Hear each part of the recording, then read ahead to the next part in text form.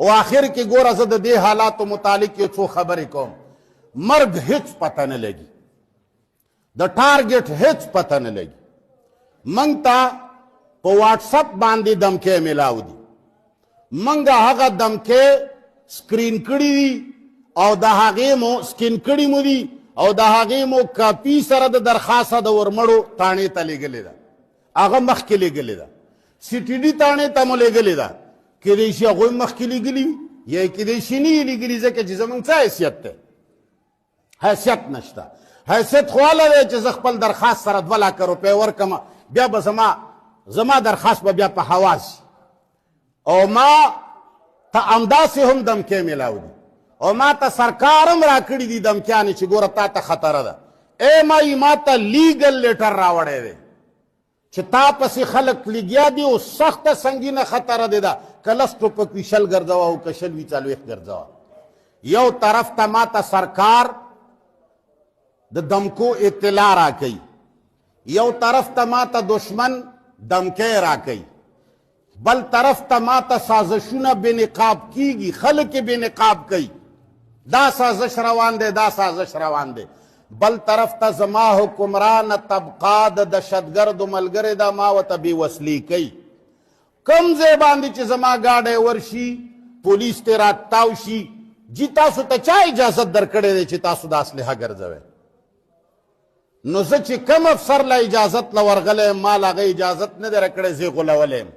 زه عتیق شاه ایس پي له ورغلی وم چې د اپریشن ایس پي و که چی شی و، ډېر خوږ سړی و، ډېرې قدرمنې خبرې کړي، خو دوکه کړی. ما له یې نه لایسنس جاري کړی دی، دی د قرآن و قسم وخوري که د زما په لایسنس قدرې دستخط کړی.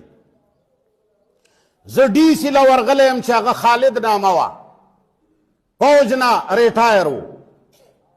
هغه ته ما خپل فریاد و جړا کړې ده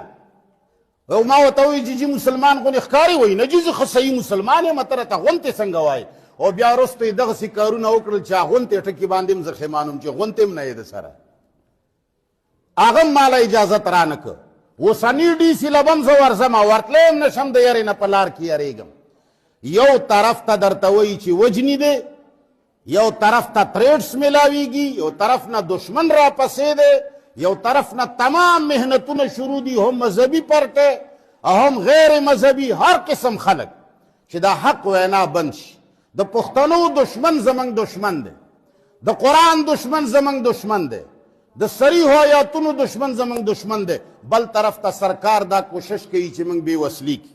موږ ته پارمټ نه جاري کوي، موږ ته لایسنس نه جاري کوي، موږ له اجازتنامه نه جاري کوي.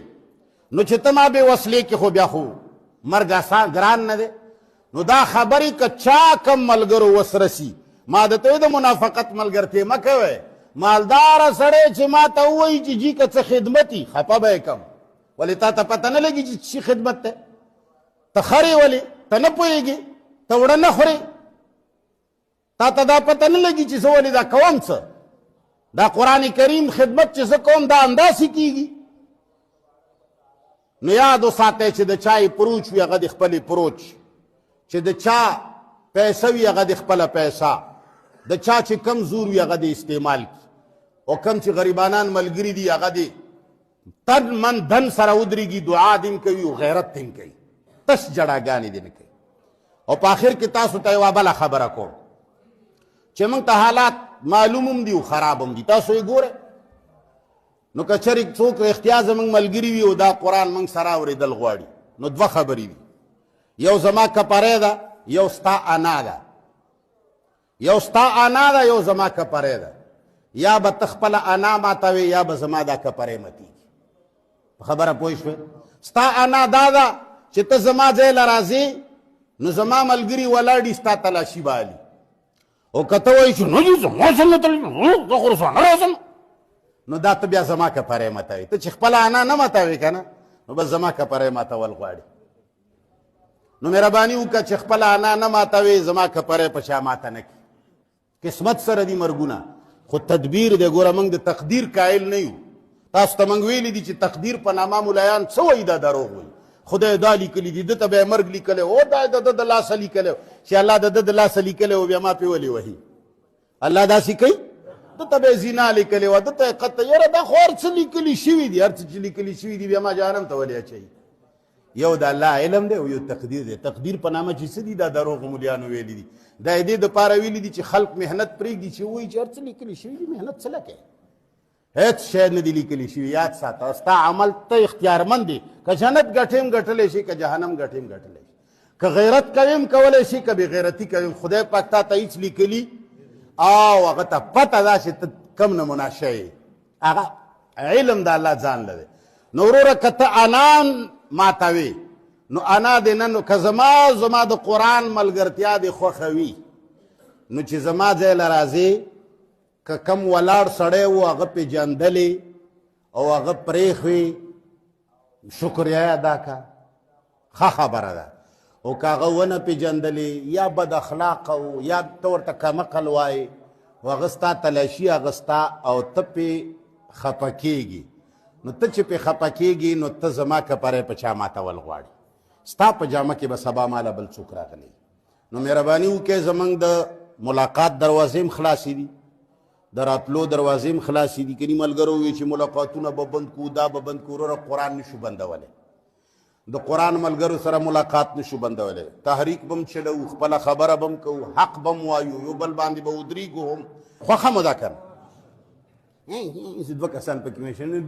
دې قوم له به ته څه توري تمه وکړه 200 کسان 300 کسان ناست دي 5 کسان پکې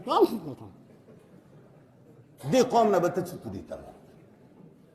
شیعګان مو لیدلي دي چې ذاکر ورته اواز وکړي چې خل شلیږي چې ناره حیدري ووایي تا